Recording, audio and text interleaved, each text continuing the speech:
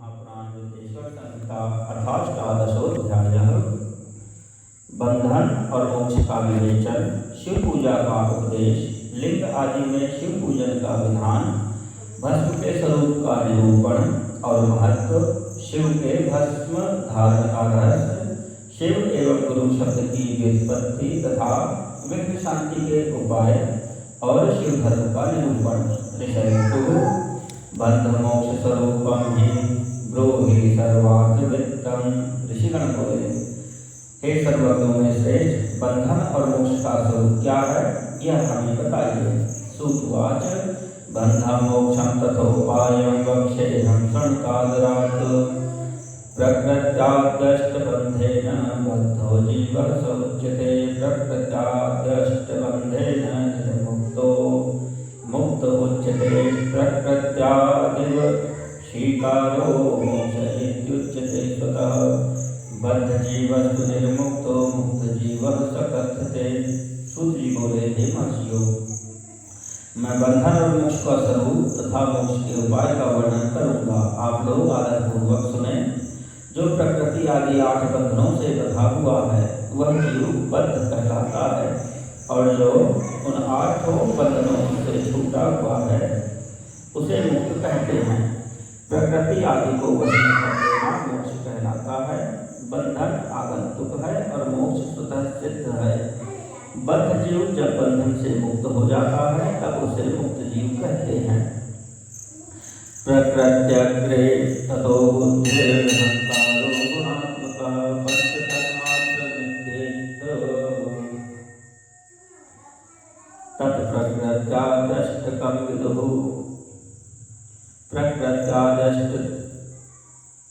प्रकृत्यादष्टो देहो देहजं कर्म उच्यते। पुनश्च कर्म जो देहो जन्म कर्म पुनः पुनः। प्रकृति, बुद्धि, महतत्व, त्रिगुणात्मक अहंकार और 5 तन्मात्राएं, इन्हें ज्ञानी पुरुष प्रकृत्यादष्टक मानते हैं।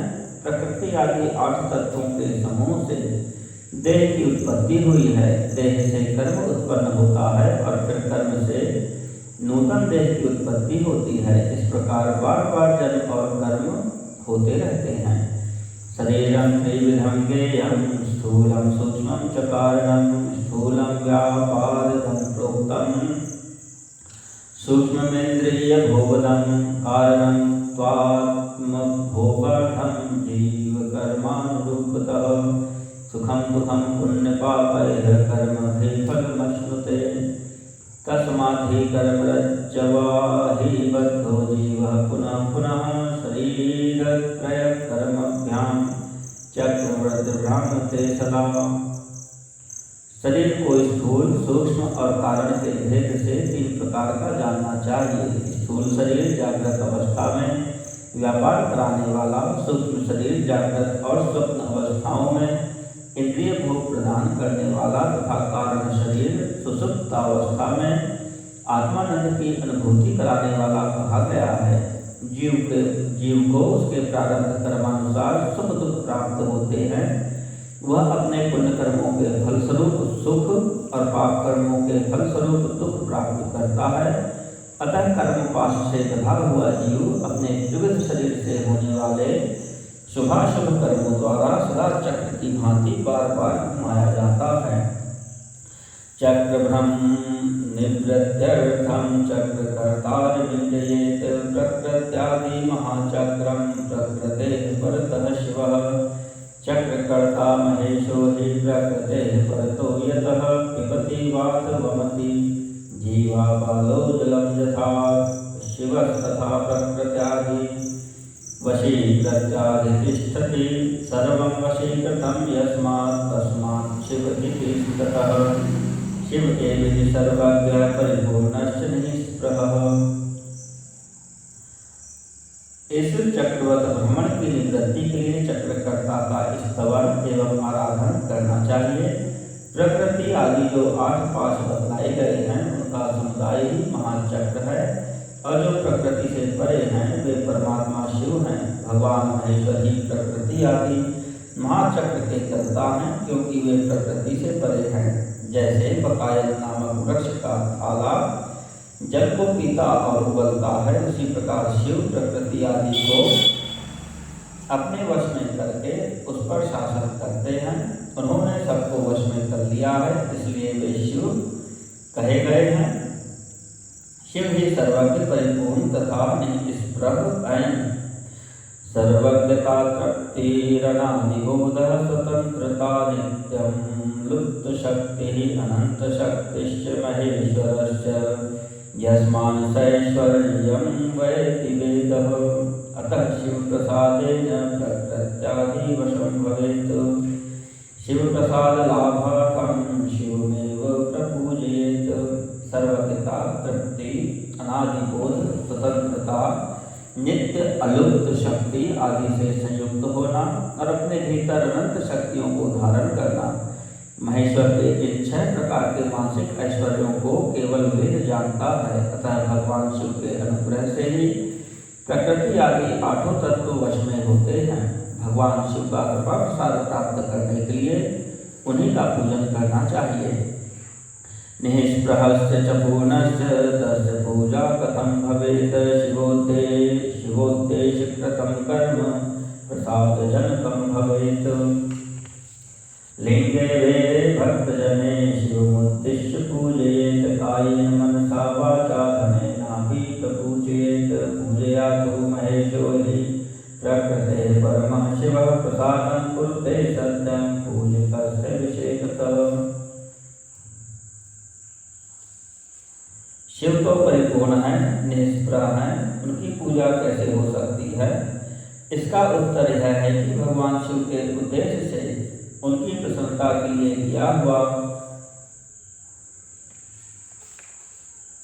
सत्कर्म उनके कृपा प्रसाद को प्राप्त कराने वाला होता है। शिवलिंग में, शिव की प्रतिमा में तथा शिव भक्तजनों में शिव की भावना करके उनकी प्रसन्नता के लिए पूजा करनी चाहिए। वह पूजन शरीर से, मन से, वाणी से और धन से भी किया जा सकता है। उस पूजा से प्रकृति से परे महेश्वर पूजक पर विशेष कृपा करते हैं, यह सत्य है। शिव प्रसादात् कर्माद्यं क्रमेण स्ववशं भवेत्। कर्मारब्ध प्रकृत्यन्तं सदा सर्वं वशं भवेत्। तदा मुक्त इति प्रोक्तः स्वात्मा रामो विराजते। प्रासाद परमेशस्य कर्मनिधो यदा वशः तदा वै शिवलोके तु वासः सालोक्यमुच्यते। सामीप्यं याति सांबस्य तन्मात्रे च वशं गते। तदा तु शिवसायुज्यमायुधाद्यैर्क्रियादिभिः महाप्रसादलाभे च बुद्धिश्चापि वशा भवेत्। बुद्धिस्तु कार्यं प्रकृतेस्तत्साष्टेरिति कथ्यते। पुनर्महाप्रसादेन प्रकृतिर्वश्यमेष्यति। शिव की कृपा से कर्म आदि सभी बंधन अपने वश में हो जाते हैं। कर्म से लेकर प्रकृति पर्यंत सब कुछ जब वश में हो जाता है तब वह जीव मुक्त कहलाता है और स्वात्माराम रूप से विराजमान होता है। परमेश्वर शिव की कृपा से जब कर्मजनित शरीर अपने वश में हो जाता है तब भगवान शिव के लोक में निवास प्राप्त होता है। इसी को सालोक्य मुक्ति कहते हैं। जब तन्मात्राएं वश में हो जाती हैं तब जीव जगदम्बा सहित शिव का सामीप्य प्राप्त कर लेता है। यह सामीप्य मुक्ति है। उसके आयुध आदि और क्रिया आदि सब कुछ भगवान शिव के समान हो जाते हैं। भगवान का महाप्रसाद प्राप्त होने पर बुद्धि भी वश में हो जाती है। बुद्धि प्रकृति का कार्य है, उसका वश में होना साष्टी मुक्ति कही गई है। पुनः भगवान का महान अनुग्रह प्राप्त होने पर प्रकृति वश में हो जाएगी। शिवस्मान्नसैश्वर्यं तदा यज्ञं भविष्यति। सार्वज्ञाद्यं शिवैश्वर्यं लब्ध्वा स्वात्मनि गायते। तत्सायुज्यमिति प्राहुर्वेदागं परायणाः। एवं क्रमेण मुक्तिः स्यादिङ्गादौ पूजया स्वतः। अतः शिवप्रसादार्थं क्रियाद्यैः पूजयेत् शिवं। शिवक्रिया, शिवतपः, शिवमन्त्रजपः सदा। शिवज्ञानं, शिवध्यानम् मृतेः कालं नयेद्वै शिवचिन्तया सत्यादिभिश्च कुसुमैरर्चयेच्छिवमेष्यति। उस समय भगवान शिव का मानसिक ऐश्वर्य बिना यत्न के ही प्राप्त हो जाएगा। सर्वज्ञता आदि जो शिव के ऐश्वर्य हैं उन्हें पाकर मुक्त पुरुष अपनी आत्मा में ही विराजमान होता है। वेद और शास्त्रों में विश्वास रखने वाले विद्वान पुरुष इसी को सायुज्य मुक्ति कहते हैं। इस प्रकार लिंग आदि में शिव की पूजा करने से क्रमशः मुक्ति स्वतः प्राप्त हो जाती है। इसलिए शिव का कृपा प्रसाद प्राप्त करने के लिए तत्संबंधी क्रिया आदि के द्वारा उन्हीं का पूजन करना चाहिए। शिव क्रिया, शिव तप, शिव मंत्र जप, शिव ज्ञान और शिव ध्यान के लिए सदा उत्तरोत्तर अभ्यास बढ़ाना चाहिए। प्रतिदिन प्रातः काल से रात को सोते समय तक और जन्म काल से लेकर मृत्यु पर्यंत सारा समय भगवान शिव के चिंतन में ही बिताना चाहिए। सद्योजात आदि मंत्रों तथा नाना प्रकार के पुष्पों से जो शिव की पूजा करता है वह शिव को ही प्राप्त होगा। ऋषयुः लिंगादौ शिव पूजाया विधानम ब्रूहि सुव्रत। ऋषिगण बोले, हे सुव्रत, अब आप लिंग आदि में शिव जी की पूजा का विधान बताइए। सूतवाच लिंगानां च क्रमं वक्षे यथावच्छ्रुत द्विजाः तथैव लिंगं प्रथमं प्रणवं सार्वकामिकं सूक्ष्म प्रणवरूपं हि सूक्ष्मरूपं तु निष्कलं स्थूललिंगं हि सकलं तत्पञ्चाक्षरमुच्यते। तयोः पूजा तपः प्रोक्तं साक्षान्मोक्षप्रदे उभे पौरुषप्रकृतिभूतानि लिंगानि सुबहूनि च तानि विस्तरतो वक्तुं शिवो वेत्ति न चापरः भूविकाराणि लिंगानि ज्ञातानि प्रब्रवीमि वः। सूत जी बोले, हे द्विजो, मैं लिंगों के क्रम का यथावत वर्णन कर रहा हूँ, आप लोग सुनिए। वह प्रणव ही समस्त अभीष्ट वस्तुओं को देने वाला प्रथम लिंग है, उसे सूक्ष्म प्रणव रूप समझिए। सूक्ष्म लिंग निष्कल होता है और स्थूल लिंग सकल। पंचाक्षर मंत्र को ही स्थूल लिंग कहते हैं। उन दोनों प्रकार के लिंगों का पूजन तप कहलाता है। वे दोनों ही लिंग साक्षात मोक्ष देने वाले हैं। पौरुष लिंग और प्रकृति लिंग के रूप में बहुत से लिंग हैं, उन्हें भगवान शिव ही विस्तार पूर्वक बता सकते हैं, दूसरा कोई नहीं जानता। पृथ्वी के विकार भूत जो जो लिंग ज्ञात हैं उनको मैं आप लोगों को बता रहा हूँ। स्वयंभूलिंगं प्रथमं बिंदुलिंगं द्वितीयकं प्रतिष्ठितं चरं चैव गुरुलिंगं तु पंचकं देवर्षि तपसा तुष्टा सान्निध्यार्थं तु तत्र वै पृथिव्यन्तर्गतः सर्वो बीजं वैनादरूपतः स्थावरा कुर्वद्भूमिः मुद्भिद्य व्यक्त एव सः स्वयंभूतं जातुमिति स्वयंभूरिति तं विदुः। उनमें प्रथम स्वयंभूलिंग, दूसरा बिंदुलिंग, तीसरा प्रतिष्ठित लिंग, चौथा चरलिंग और पांचवा गुरुलिंग है। देवर्षियों की तपस्या से संतुष्ट होकर उनके समीप प्रकट होने के लिए पृथ्वी के अंतर्गत बीज रूप से व्याप्त हुए भगवान शिव वृक्षों के अंकुर की भांति भूमि को भेद कर नादलिंग रूप में व्याप्त हो जाते हैं। वे स्वतः व्यक्त हुए शिव ही स्वयं प्रकट होने के कारण स्वयंभू नाम धारण करते हैं। ज्ञानी जन में स्वयंभू लिंग के रूप में जानते हैं। तल्लिंग पूजया ज्ञानं स्वयमेव प्रवर्धते सुवर्णरजतादौ वा पृथिव्यां स्थण्डिलेति वा स्वहस्तालिखितं लिंगं शुद्ध प्रणवमन्त्रकं यन्त्रलिंगं समालिख्य प्रतिष्ठावाहनं चरेत् बिन्दुनादमयं लिंगं स्थावरं जंगमं च यत् भावनामयमेतद्धि शिवद्रष्टं न संशयः। यत्र विश्वस्यते शम्भुस्तत्र तस्मै फलप्रदः स्वहस्तालिखिते यन्त्रे स्थावरागावकृत्रिमे आवाह्य पूजये शम्भुं घोरशैलोपचारकैः स्वयमैश्वर्यमाप्नोति ज्ञानमभ्यासतो भवेत्।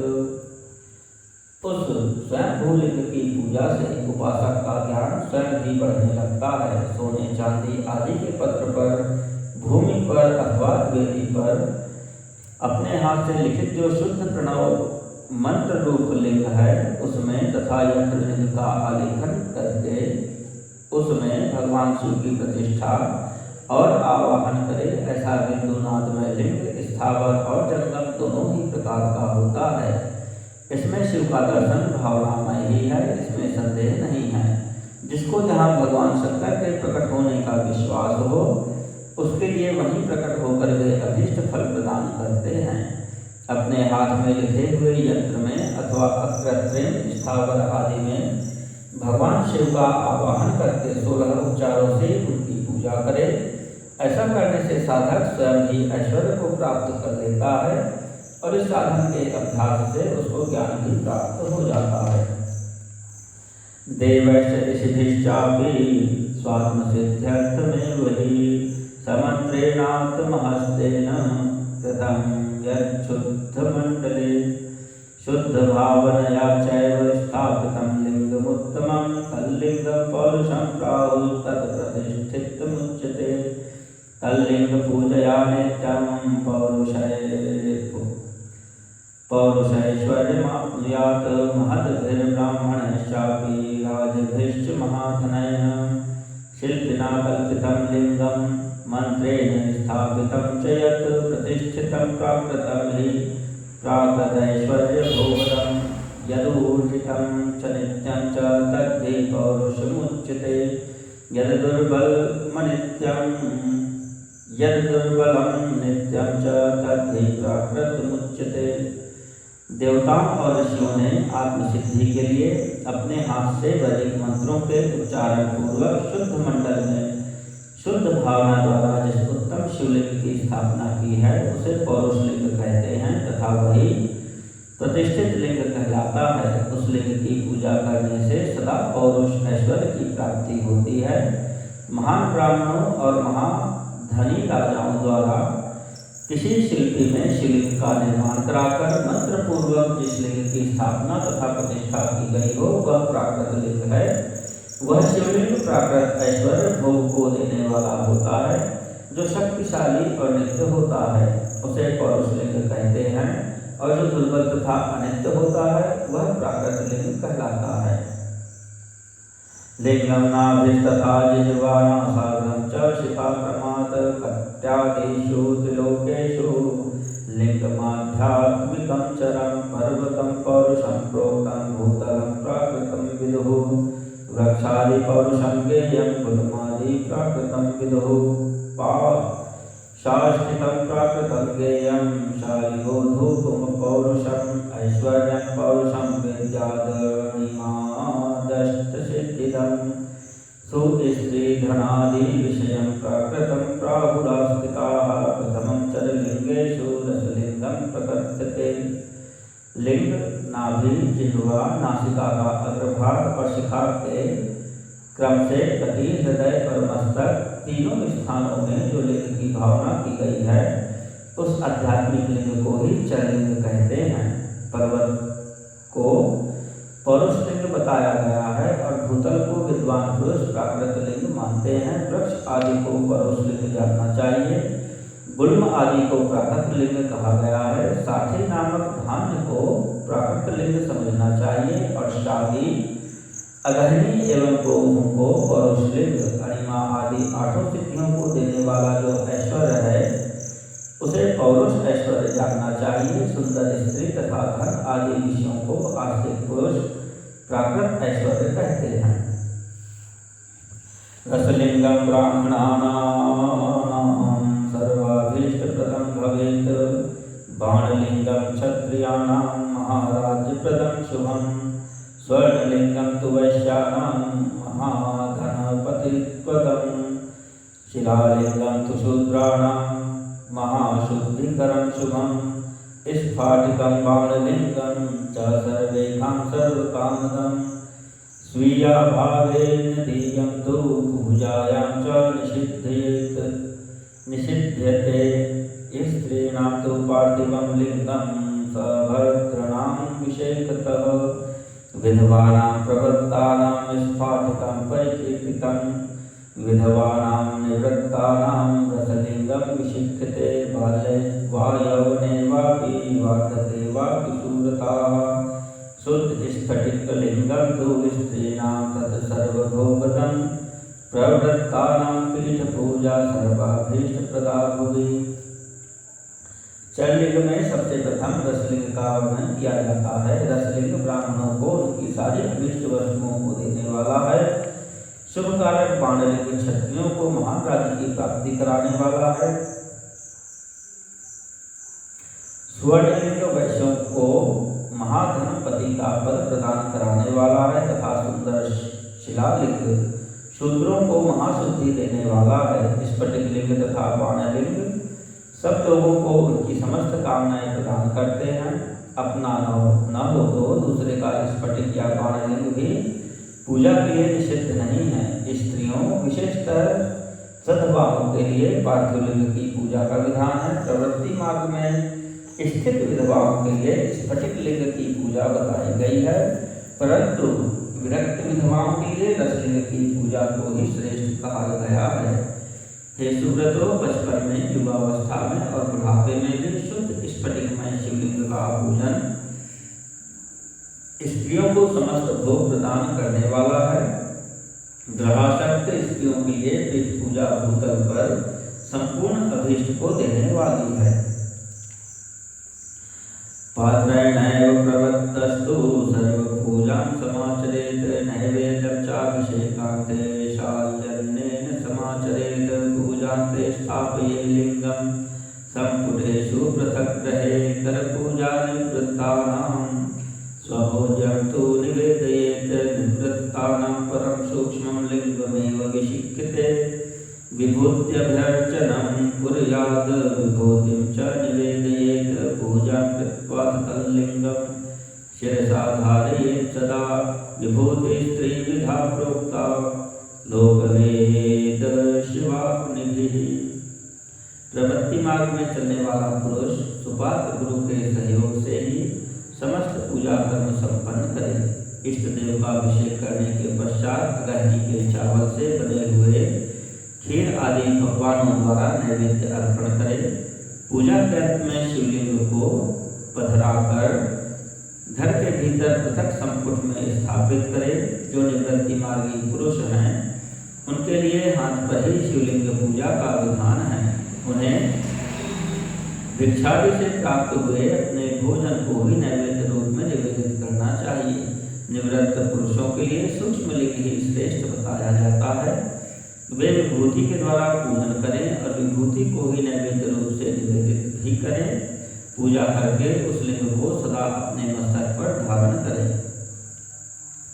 लोकाग्निज मथो भस्म द्रव्य शुद्ध्यर्थमावहेत मृतारो लोहरूपाणां धान्यानां च तथैव च तिलादीनां च द्रव्याणां वस्त्रादीनां तथैव च तथा पर्युषितानां च भस्मना शुद्धिरिष्यते स्वादिभिर्दूषितानां च भस्मना शुद्धिरिष्यते सजलं निर्जलं भस्म यथा योग्यं तु योजयेत्।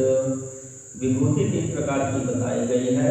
लोकाग्नि जनित, वेदाग्नि जनित और शिवाग्नि जनित। लोकाग्नि जनित या लौकिक भस्म को द्रव्यों की शुद्धि के लिए लाकर रखे।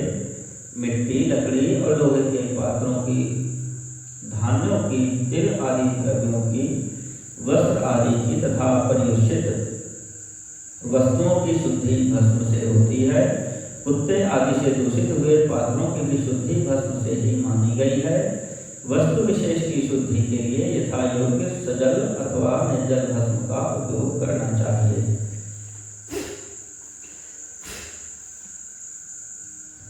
वेदाग्निजं तथा भस्म तत्कर्मान्तेषु धारयेत् मंत्रेण क्रियाजन्यं कर्माग्नो भस्मरूपधृक् तद्भस्म धारणात् कर्म स्वात्मन्यारोपितं भवेत्। अघोरेणात्ममन्त्रेण बिल्वकाष्ठं प्रदाहयेत् शिवाग्निरिति सम्प्रोक्तस्तेन दग्धं शिवाग्निजम्। कपिला गोमयं पूर्वं केवलं गव्यमेव वा शम्यश्वत्थपलाशां वा वटारक्वत्थबिल्वकां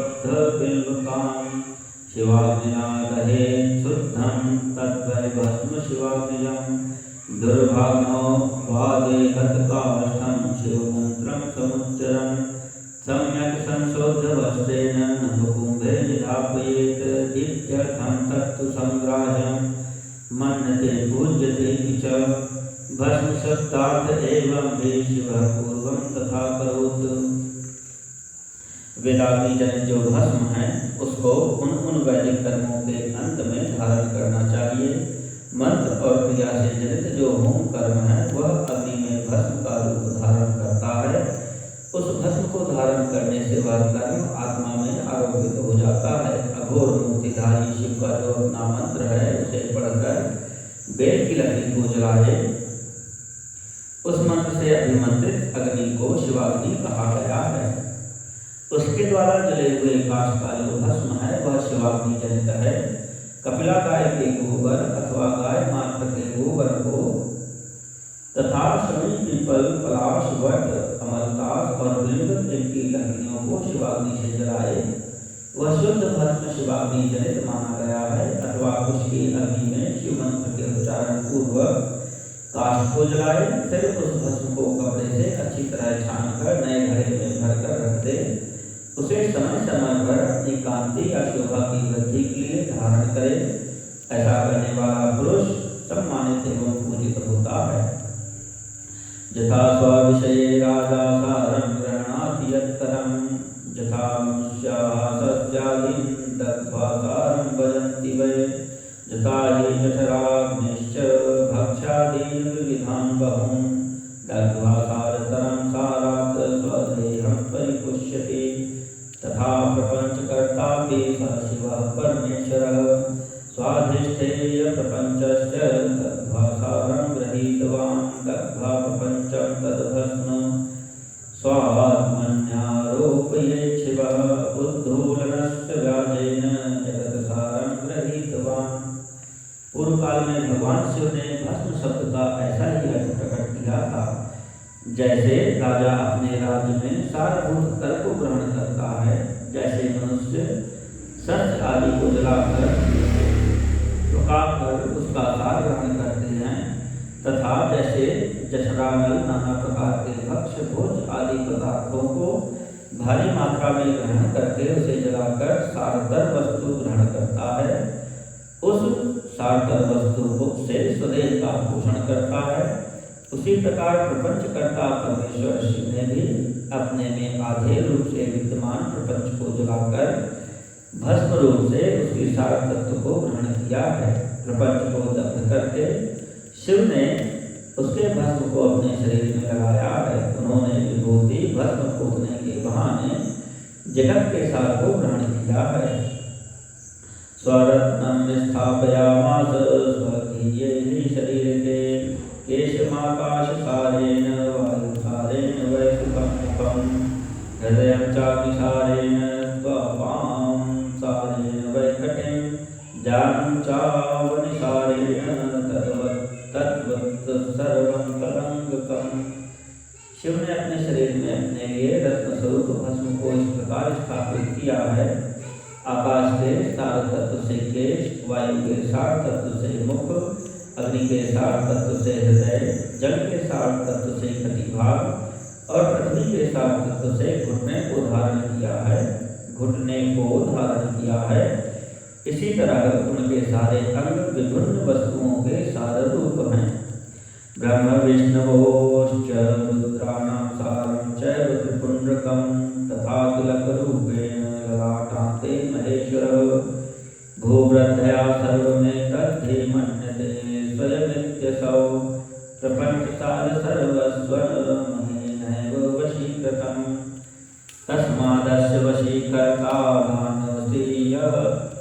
नान्योऽस्ति स शिवः स्मृतः यथा सर्वमृगाणां च हिंसको मृगहिंसकः अस्य हिंसा प्रगो नास्ति तस्मात् सिंह इति ऋतः शं नित्यं सुखमानन्दविकारः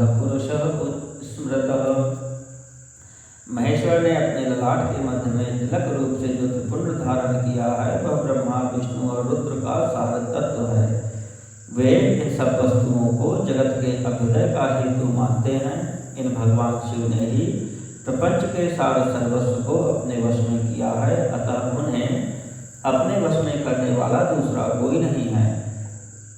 इसीलिए वे शिव कहे गए हैं। जैसे समस्त मृगों का हिंसक मृग पशु सिंह कहलाता है और उसकी हिंसा करने वाला दूसरा कोई मृग नहीं है, अतएव उसे सिंह कहा गया है।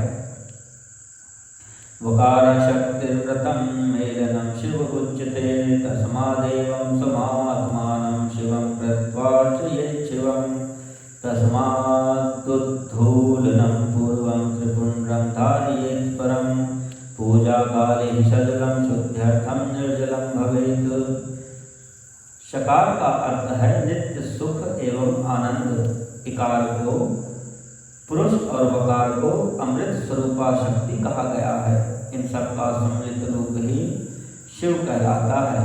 अतः इस पूजा में भगवान शिव को अपनी आत्मा मानकर उनकी पूजा करनी चाहिए। साधक पहले अपने अंगों में भस्म लगाए, फिर ललाट में उत्तम त्रिपुंड धारण करे। पूजा काल में सजल भस्म का उपयोग होता है और द्रव्य शुद्धि के लिए निर्जल भस्म का। दिवावाय दिवारात्रौ नारीवात नरोपि वा, पूजार्थं सजलं भस्म त्रिपुण्ड्रेणैव धारयेत्। त्रिपुण्ड्रं सजलं भस्म धृत्वा पूजां करोति यः, शिवपूजाफलं साङ्गं तस्यैव हि सुनिश्चितं। भस्म वै शिवमन्त्रेण धृत्वा युचाश्रमी भवेत्, शिवाश्रमीति सम्प्रोक्तः शिवैक परमो यतः। शिवव्रतैकनिष्ठस्य न शौचं न च सूतकं, ललाटे प्रेषितं भस्म तिलकं धारयेन्द्रदा। स्वहस्ताद् गुरुः हस्ताद्वा शिवभक्तस्य लक्षणं, गुणानरुन्ध इति प्रोक्तो गुरुशब्दस्य विग्रहः। दिन हो अथवा रात्रि, नारी हो या पुरुष, पूजा करने के लिए उसे भस्म जल सहित ही त्रिपुंड में ललाट पर धारण करना चाहिए। जल मिश्रित भस्म को त्रिपुंड रूप में धारण कर जो व्यक्ति शिव की पूजा करता है, उसे सांग शिव की पूजा का फल तुरंत प्राप्त होता है, यह सुनिश्चित है। जो प्राणी शिव मंत्र के द्वारा भस्म को धारण करता है, वह सभी ब्रह्मचर्य, गृहस्थ, वानप्रस्थ तथा संन्यास आश्रमों में श्रेष्ठ होता है। उसे शिवाश्रमी कहा जाता है, क्योंकि वह एकमात्र शिव को ही परम श्रेष्ठ मानता है। शिव व्रत में एकमात्र शिव में ही निष्ठा रखने वाले को न तो अशौच का दोष लगता है और न तो सूतक का। ललाट के अग्रभाग में अपने हाथ से या गुरु के हाथ से श्वेत भस्म या मिट्टी से तिलक लगाना चाहिए। यह शिव भक्त का लक्षण है। सविकारान् राजसादीन् गुणान् रुन्धैर्व्यपोहति, गुणातीतः परशिवो गुरुरूपं समाश्रितः। गुणत्रयं व्यपोह्याग्रे शिवं बोधयतीति सः, शिव विश्वस्तानां तु शिष्याणां गुरुरित्यभिधीयते। जो गुणों का रोध करता है वह गुरु है, यह गुरु शब्द का विग्रह माना गया है। जो गुणों का रोध करता है वह गुरु है, यह गुरु शब्द का विग्रह कहा गया है। गुणातीत परम शिव राजस आदि सविकार गुणों का अवरोध करते हैं, दूर हटाते हैं, इसलिए वे सबके गुरु रूप का आश्रय लेकर स्थित है। गुरु विश्वासी शिष्यों के तीनों गुणों को पहले दूर करके उन्हें शिव तत्व का बोध कराते हैं, इसलिए गुरु कहलाते हैं। तस्माद् गुरु शरीरं तु गुरुलिंगं भवेत् बुधः, गुरुलिंगस्य पूजा तु गुरु शुश्रूषणं भवेत्। श्रुतं करोति शुश्रूषा कायेन मनसा गिरा, उक्तं यद् गुरुणा पूर्वं शक्यं वा शक्यमेव वा। करोत्येव हि भूतात्मा प्राणैरपि धनैरपि, तस्माद् वै शासने योग्यः शिष्य इत्यभिधीयते। अतः बुद्धिमान शिष्य को उन गुरु के शरीर को गुरुलिंग समझना चाहिए। गुरु जी की सेवा शुश्रूषा ही गुरुलिंग की पूजा होती है। शरीर, मन तथा वाणी से की गई गुरु सेवा से शास्त्र ज्ञान प्राप्त होता है। अपनी शक्ति से शक्य अथवा अशक्य जिस बात का भी आदेश गुरु ने दिया हो उसका पालन प्राण और धन लगाकर पवित्र आत्मा शिष्य करता है। इसीलिए इस प्रकार अनुशासित रहने वाले को शिष्य कहा जाता है। शरीरादर्थकं सर्वं गुरुर्दत्त्वा सुशिष्यतः अग्रपाकं निवेद्याग्रे भुञ्जीयाद गुरुवनुज्ञया शिष्यः पुत्र इति प्रोक्तः सदा शिष्यत्वयोगतः जिह्वालिङ्गान् मन्त्रशुभ्रं कर्णयो न निशिक्ष्य वै जातः पुत्रो मन्त्रपुत्रः पितरं पूजयेत् गुरुं निमज्जयति पुत्रं वै संसारे जनकः पिता संतारयति संसारात् गुरुर्वै बोधकः पिता उभयोरन्तरं ज्ञात्वा पितरं गुरुमर्चयेत् अंगशुश्रूषया चापि धनादयस्वार्जितैर्गुरुं पादादिकेशपर्यन्तं लिङ्गानि यद्गुरोः धनरूपाय पादपाद्यैः पादसंग्रहणादिभिः स्नानाभिषेकनैवेद्यैर्भोजनैश्च प्रपूजयेत्।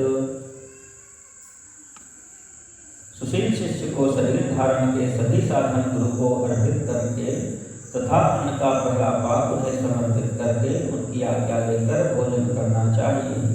शिष्य को निरंतर गुरु के सानिध्य के कारण पुत्र कहा जाता है। जिह्वा रूप लिंग से मंत्र रूपी शुक्र का कान रूपी योनि में आधान करके जो पुत्र उत्पन्न होता है उसे मंत्र पुत्र कहते हैं। उसे अपने पिता स्वरूप गुरु की सेवा करनी ही चाहिए। शरीर को उत्पन्न करने वाला पिता तो संसार प्रपंच में पुत्र को अनुभवता है। ज्ञान देने वाला गुरु रूप पिता संसार सागर से पार कर देता है। इन दोनों पिताओं के अंतर को जानकर गुरु रूप पिता की अपने कमाए धन से तथा अपने शरीर से विशेष सेवा पूजा करनी चाहिए।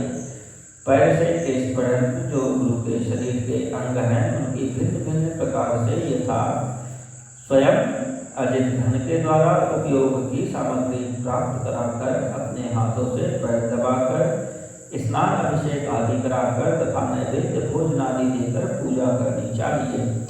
गुरु पूजा साक्षिवस्य परमात्मनः गुरु सेवा तु यत् सर्वमात्मशुद्धि करी भवेत्। गुरु की पूजा ही परमात्मा शिव की पूजा है। गुरु के उपयोग से बचा हुआ सारा पदार्थ आत्मशुद्धि करने वाला होता है।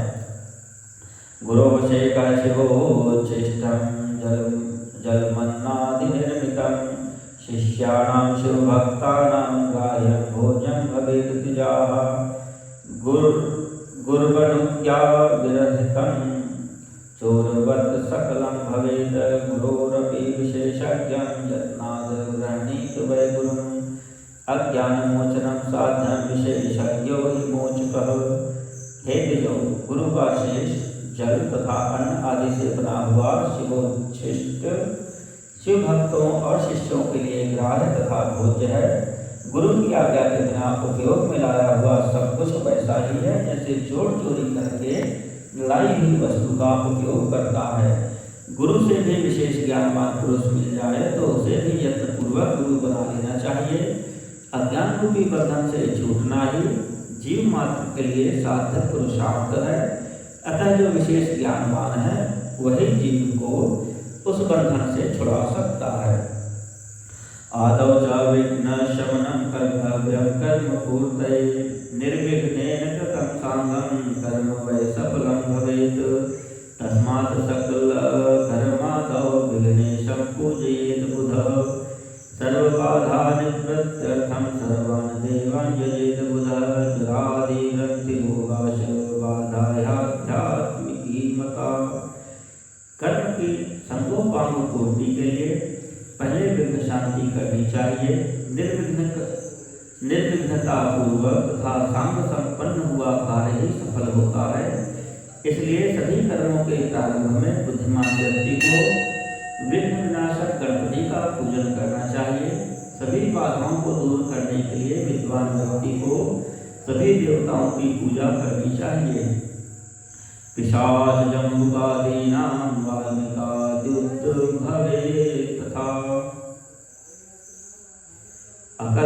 महादेव बोधारति जन्तूनां पतनेऽपि च ग्रहे कच्छप सर्पस्त्री दुर्जना दर्शनेऽपि च वृक्षनारी गवादीनां प्रसूति विषयेऽपि च भावे दुःखं समायाति तस्मात् ते भौतिकामताः अमेध्याः शनिपातश्च महामारी तथैव च जन्मादि विभूतिश्च गोमारी च मसूरिका जन्मरक्ष ग्रहसंक्रांति ग्रहयोगाः स्वराशिके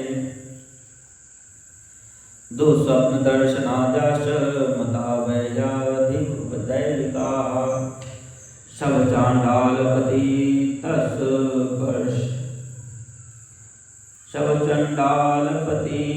पतित स्पर्शादंतरग्रहे गते। ज्वर आदि ग्रंथि रोग आध्यात्मिक बाधा कही जाती है।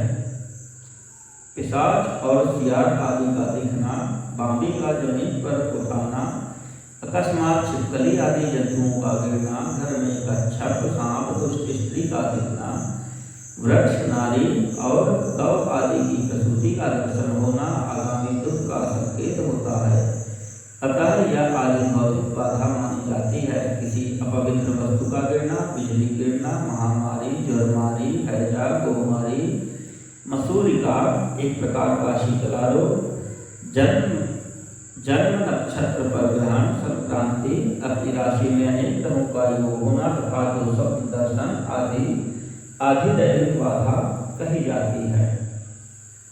एतादृशे समुत्पन्ने भावी दुःखस्य सूचके शान्ति यज्ञं तुमातिमान् कुर्यात् तद्दोष्य शान्तये देवालये च गोष्ठे वा चैत्ये वापि गृहाङ्गणे प्रदेशोन्नतधिष्णये वैर्गृहस्थे च स्वलङ्कृते भारमात्रं व्रीहिधान्यं प्रस्थाप्य परिसृत्य च मध्ये विलिख्य कमलं तथा दिक्षु विलिख्य वै तन्तुनावेष्टितं कुम्भं नवगोकुलधूपितं मध्ये स्थाप्य महाकुम्भं तथा दिक्ष्वापि विन्यसेत्। शव, चांडाल और पतित का स्पर्श अथवा इनका घर के भीतर आना भावी दुख का सूचक होता है। बुद्धिमान व्यक्ति को चाहिए कि उस दोष की शांति के लिए शांति यज्ञ करे। किसी मंदिर, गौशाला, यज्ञशाला अथवा घर के आंगन में जहाँ भी 2 हाथ पर ऊंची जमीन हो उसे अच्छी तरह साफ करके उस पर एक भार धान रखकर उसे फैला दे। उसके बीच में कमल बनाए तथा कोण सहित 8 दिशाओं में भी कमल बना दे। फिर प्रधान कलश में सूत्र बांधकर तथा गोकुल की धूप दिखाकर उसे बीच में तथा दिशाओं में लगाए गए कमलों पर अन्य 8 कलश स्थापित कर दे। सनालाम्रक्त ऊर्जालीं कलशांश तथाष्टसु पूर्ये मंत्रभूतेन पंचद्रव्ययुतेन हि प्रक्षिपेन्नवरत्नानि नीलानि क्रमशस्तथा कर्मज्ञं च सपत्नीकमाचार्यं वदेत् बुधः स्वर्णप्रतिमां विष्णोरिन्द्रादीनां च निक्षिपेत् तच्छिरस्ते मध्यकुम्भे विष्णुमावाह्य पूजयेत् प्रागादिषु यथा मन्त्रमिन्द्रादीन्यन्त्रं यजेत् तत्तन्नाम्ना चतुर्थ्या च नमोन्तेन यथाक्रमम्।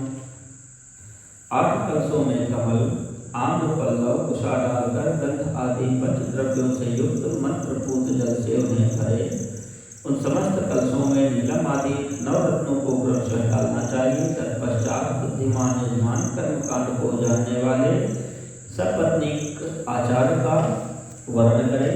भगवान विष्णु की स्वर्ण प्रतिमा तथा इंद्रादी देवताओं की भी प्रतिमाएं बनाकर उन कलशों में छोड़े। पूर्ण पात्र से ढके मध्य कलश पर भगवान विष्णु का आवाहन करके उनकी पूजा करें। पूर्व दिशा से प्रारंभ करके सभी दिशाओं में मंत्रानुसार इंद्रादि का क्रमशः पूजन करना चाहिए।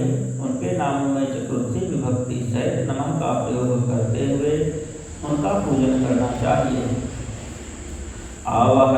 आवाहनादिकं सर्वमाचार्येणैव कारयेत्। आचार्यविजयसाधं तन्मन्त्रान् प्रजपेक्षतम्। कुम्भस्य पश्चिमे भागे जपान्ते होममाचरेत्। कोटिं लक्षं सहस्रं वा शतमष्टोत्तरं बुधाः एकाहं वा नवाहं वा तथा मण्डलमेव वा यथा योग्यं प्रकुर्वीत कालदेशानुसारतः। आवाहन आदि सारे कार्य आचार्य द्वारा संपन्न कराए तथा आचार्य और ऋत्विजों सहित उन देवताओं के मंत्रों को 100 बार जपे। कलशों की पश्चिम दिशा में जप के बाद होम करना चाहिए। हे विद्वज्जनों, वह जप होम करोड़, लाख, हजार अथवा 108 की संख्या में हो सकता है। इस विधि से 1 दिन, 9 दिन अथवा 40 दिनों में देश काल की व्यवस्था के अनुसार शांति यज्ञ यथोचित रूप में संपन्न करें। शमी होमश्च शान्त्यर्थे वृद्ध्यर्थे च पलाशकम्। समीकरणान्यकैर्द्रव्यैर्नाम्ना मन्त्रेण वा मुनेत्। प्रारम्भे यत्प्रथमं द्रव्यं तत्क्रियान्तं समाचरेत्। पुण्याहं वाचि त्वान्ते दिने सम्प्रोक्षयेज्जलैः। ब्राह्मणान् भोजयेत् पश्चाद्यावदाहुति संख्यया। आचार्यश्च भविष्यासि ऋत्विजश्च भवेत् बुधाः। शांति के लिए शमी तथा वृद्धि, रोजगार के लिए पलाश की समिधा से, अन्य ग्रह तथा सुगंधित द्रव्यों से उन देवताओं के नाम अथवा मंत्रों से हवन करना चाहिए। प्रारंभ में जिस द्रव्य का उपयोग किया हो अंत तक उसी का प्रयोग करते रहना चाहिए। अंतिम दिन पुण्याहवाचन कराकर कलशों के जल से प्रोक्षण करना चाहिए। तत्पश्चात आहुति की संख्या के बराबर ब्राह्मणों को भोजन कराए। हे विद्वानों, आचार्य और ऋत्विजों को हविष्य का भोजन कराना चाहिए। आदित्यादीन ग्रहान् निष्ट्वा सर्वहोमात् एव हि ऋत्विग्भ्यो दक्षिणां दद्यान्नवरत्नं यथाक्रमं। दशदानं ततः कुर्यात् भोजदानं ततः परं। बालानामुपतीतानां गृहीणां वरिणां धनं। कन्यानां च सभर्तॄणां विधवानां ततः परं। तंत्रोपकरणं सर्वमाचार्याय निवेदयेत्। सूर्य आदि नवग्रहों का होम के अंत में पूजन करना चाहिए। ऋत्विजों को क्रमानुसार नवरत्नों की दक्षिणा देनी चाहिए। तत्पश्चात 10 दान करें और उसके बाद भूयसी दान करना चाहिए। बालक, यज्ञोपवीति, गृहस्थाश्रमी और वानप्रस्थियों को धन का दान करना चाहिए। तत्पश्चात कन्या, सधवा और विधवा स्त्रियों को देने के अनंतर बची हुई तथा यज्ञ में बची हुई सारी सामग्री आचार्य को समर्पित कर देनी चाहिए। उत्पातानां च मालीनां दुःख स्वामीयमः स्मृतः। तस्माद्यमश्च प्रीत्यर्थं कालदानं प्रदापयेत्। शतनिष्ठेन वा कुर्यात्, दशनिष्ठेन वा पुनः। पाशाङ्कुशधरं कालं कुर्यात् पुरुषरूपिणम्। तत्स्वर्णप्रतिमादानं कुर्यादक्षिणया सह तिलदानं। ततः कुर्यात् पूर्णायुश्च प्रसिद्धये। आज्यावीक्षणदानं च कुर्याद्वयाधिनिवृत्तये। सहस्रं भोजयेद् विप्रान् दरिद्रः शतमेव वा।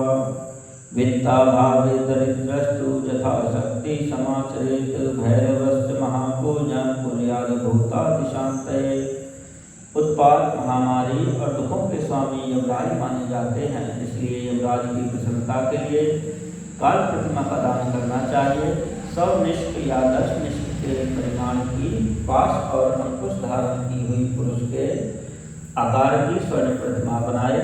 उस स्वर्ण प्रतिमा का दक्षिणा सहित दान करना चाहिए। उसके बाद पूर्ण आयु प्राप्त करने हेतु तिल का दान करना चाहिए। रोग निवारण के लिए घट में अपनी परछाई देखकर दान करना चाहिए। 1000 ब्राह्मणों को भोजन कराना चाहिए। धाना भाव में धनाभाव में 100 अथवा यथाशक्ति ब्राह्मणों को भोजन कराना चाहिए। महाभिषेकम नैवेद्यम शिवस्यान्ते तु कारयेत ब्राह्मणान् भोजयेत पश्चात् भूरि भोजन रूपतः। भूत आदि की शांति के लिए भैरव की महापूजा करे। अंत में भगवान शिव का महाभिषेक और नैवेद्य समर्पित करके ब्राह्मणों को भूरि भोजन कराना चाहिए। एवं प्रतेन यज्ञेन दोष शांतिम् अवाप्नुयात् शांति यज्ञमिमं कुर्यात् वर्षे वर्षे तु फाल्गुने दुर्दर्शनादौ सद्यो वै मासमात्रे समाचरेत् महापापादि सम्प्राप्तौ कुर्याद् भैरव पूजनम् महाव्याधि समुत्पत्तौ संकल्पं पुनराचरेत् सर्वाभावे दरिद्रस्तु दीपदानमुथाचरेत् तदप्यशक्तः स्नात्वा वै यत्किञ्चित् दानमाचरेत् दिवाकरं नमस्कुर्यान् मन्त्रेणाष्टोत्तरं शतं सहस्रं युतं लक्षं कोटिं वा कारयेत् बुधः नमस्कारात्मयज्ञेन तुष्टाः स्युः सर्वदेवताः। इस प्रकार यज्ञ संपन्न करने से दोषों की शांति हो जाती है। इस शांति यज्ञ का प्रतिवर्ष फाल्गुन मास में आयोजन करना चाहिए। अशुभ दर्शन होने पर तुरंत अथवा 1 महीने के भीतर यज्ञ का आयोजन करना चाहिए। महापाप हो जाए तो भैरव की पूजा करनी चाहिए। महाव्याधि हो जाए तो यज्ञ का पुनः संकल्प लेकर उसे संपन्न करना चाहिए। अकिंचन दरिद्र व्यक्ति तो केवल दीपदान कर दे, उतना भी ना हो सके तो स्नान करके कुछ दान कर दे। 108, 1000, 10,000 अथवा 1 लाख या 1 करोड़ मंत्रों से भगवान सूर्य को नमस्कार करे। इस नमस्कारात्मक यज्ञ से सभी देवता प्रसन्न हो जाते हैं। तत्स्वरूपे पितो बुद्धिर्न ते शून्ये च रोचते ध्याचास्त्यस्महमदहन्तेति त्वयि दृष्टे विवर्जिता नम्रोऽहं हि स्वदेहेन भो महास्वमसि प्रभो न शून्यो मत्स्वरूपो वै तव दासोऽस्मि साम्प्रतम् यथा योग्यं स्वात्मयज्ञं नमस्कारं प्रकल्पयेत् अथात्र शिवनैवेद्यं दत्त्वा ताम्बूलमाहरेत्। भगवान शिव की इस प्रकार प्रार्थना करें, मेरी बुद्धि आपके ज्योतिर्मय पूर्ण स्वरूप में लगी है। मुझमें जो अहंता थी वह आपके दर्शन से नष्ट हो गई है। मैं अपनी देह से आपको प्रणाम करता हूँ। हे प्रभु, आप महान हैं, आप पूर्ण हैं और मेरा स्वरूप भी आप ही हैं, तो भी इस समय मैं आपका दास हूँ। इस प्रकार यथायोग्य नमस्कार पूर्वक स्वात्म यज्ञ करना चाहिए। तत्पश्चात भगवान शिव को नैवेद्य देकर तांबूल समर्पित करना चाहिए।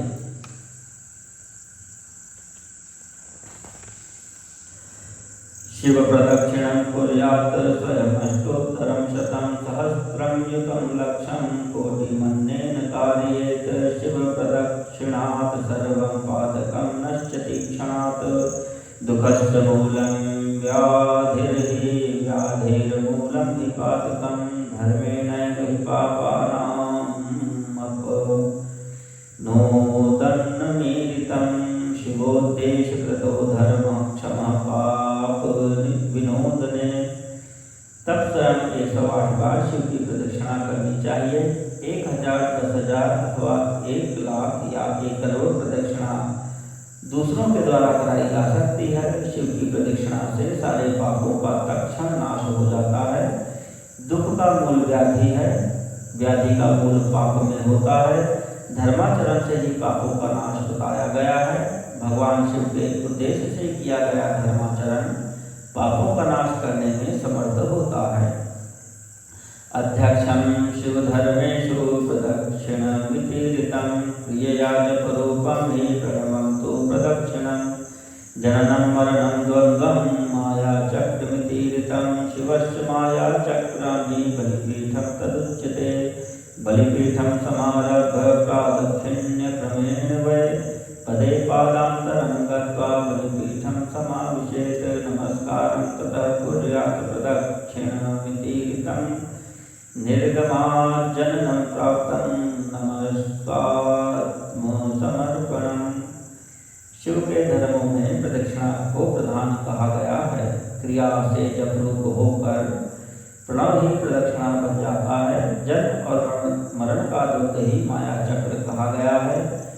शिव का माया चक्र ही बलिपीठ कहलाता है। बलिपीठ से आरंभ करके प्रदक्षिणा के क्रम से एक पैर के पीछे दूसरा पैर रखते हुए बलिपीठ में पुनः प्रवेश करना चाहिए। तत्पश्चात नमस्कार करना चाहिए। इसे प्रदक्षिणा कहा जाता है। बलिपीठ से बाहर निकलना, जन्म प्राप्त होना और नमस्कार करना ही आत्मसमर्पण है।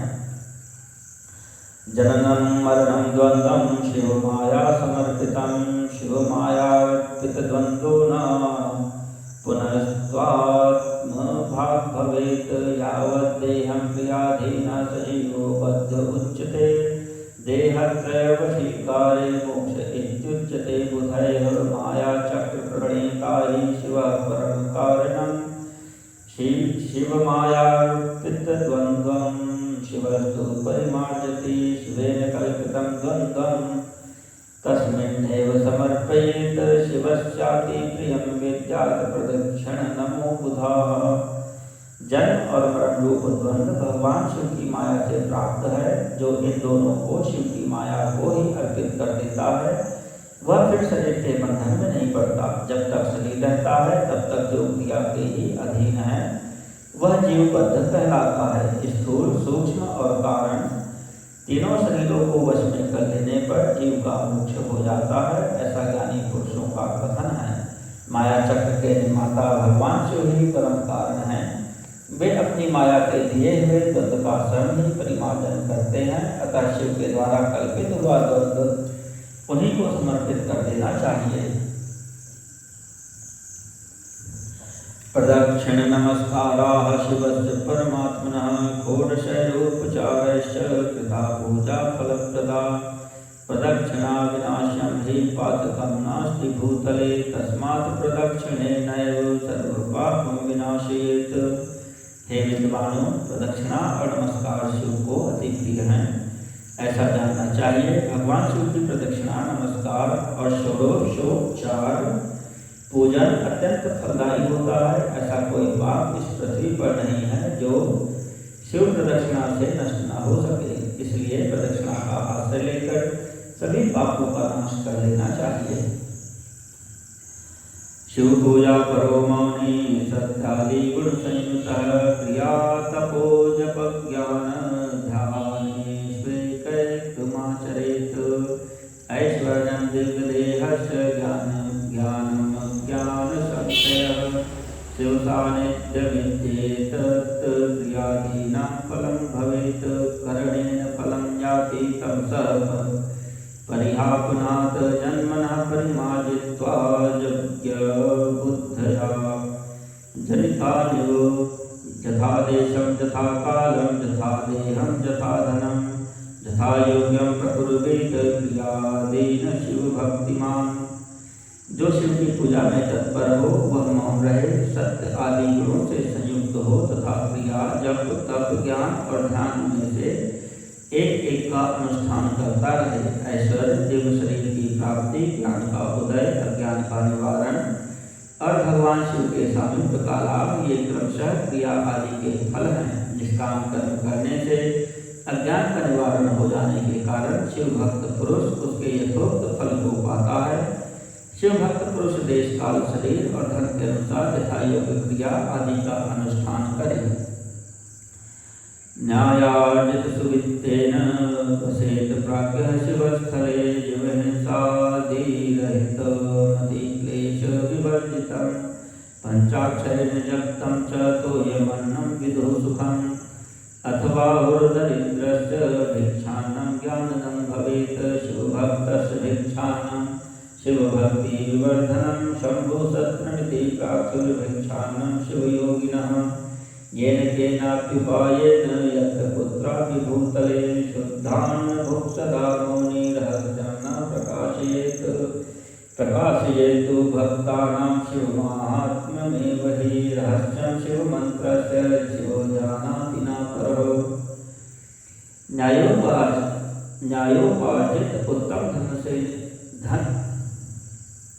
न्यायोपार्जित उत्तम धन से निर्वाह करते हुए विद्वान पुरुष शिव के स्थान स्थान में निवास करे, जीव हिंसा आदि से रहित और अत्यंत क्लेश शून्य जीवन बिताते हुए पंचाक्षर मंत्र के जप से अभिमंत्रित अन्न और जल को सुख स्वरूप माना गया है। अथवा यह भी कहते हैं कि दरिद्र पुरुष के लिए भिक्षा से प्राप्त हुआ अन्न ज्ञान देने वाला होता है। शिव भक्त को भिक्षान्न प्राप्त हो तो वह शिव भक्ति को बढ़ाने वाला होता है। शिव योगी पुरुष भिक्षान्न को शंभु सत्र कहते हैं। शिव योगी पुरुष भिक्षान्न को शंभु सत्र कहते हैं। जिस किसी भी उपाय से जहाँ कहीं भी भूतल पर शुद्ध अन्न का भोजन करते हुए सदा मौन भाव से रहे और अपने साधन का रहस्य किसी पर प्रकट न करे, भक्तों के समक्ष ही शिव के महात्म को प्रकाशित करे। शिव मंत्र के रहस्य को भगवान शिव ही जानते हैं, दूसरा कोई नहीं जान पाता। शिव भक्तो वसे नित्यं शिवलिंगं समाश्रितः स्थाणुलिंगाश्रयेणैव स्थाणुर्भवति भूसुराः पूजया चरलिंगस्य प्रमाणमुक्तो भवेत् ध्रुवम् सर्वमुक्तं समासेन साध्य साधनमुत्तमं व्यासेन यत्पुरा प्रोक्तं यच्छ्रुतं हि मया पुरा भद्रमस्तु हि विद्वोऽस्माकं शिवभक्ति दृढास्तु सा य इमं पठते ध्यायं यः शृणोति नरः सदा शिवज्ञानं स लभते शिवस्य कृपया बुधाः। शिव भक्त को सदा शिवलिंग के आश्रित होकर वास करना चाहिए। हे ब्राह्मणों, शिवलिंगाश्रय के प्रभाव से वह भक्त भी शिवरूप ही हो जाता है। चरलिंग की पूजा करने से वह क्रमशः अवश्य ही मुक्त हो जाता है। महर्षि दास ने पूर्व काल में जो कहा था और मैंने जैसा सुना था, उस सब साधन और साधन का संक्षेप में मैंने वर्णन कर दिया।